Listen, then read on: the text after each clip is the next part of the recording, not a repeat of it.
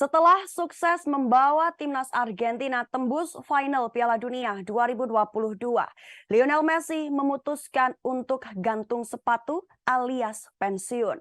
Lionel Messi sukses membawa timnas Argentina menembus final Piala Dunia 2022 pada Rabu 14 Desember dini hari waktu Indonesia Barat.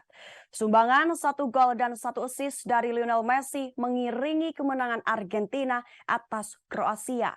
Setelah membawa Argentina mengalahkan Kroasia dan lolos ke final, Messi menegaskan dirinya akan pensiun setelah Piala Dunia 2022 Qatar selesai.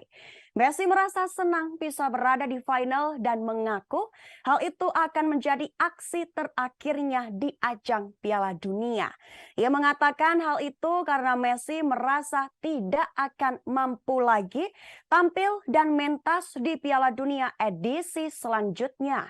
Dan Messi merasa pensiun adalah keputusan terbaik setelah selesainya Piala Dunia 2022. Alhasil, final Piala Dunia 2022 bisa disebut sebagai panggung terakhir bagi Messi mentas.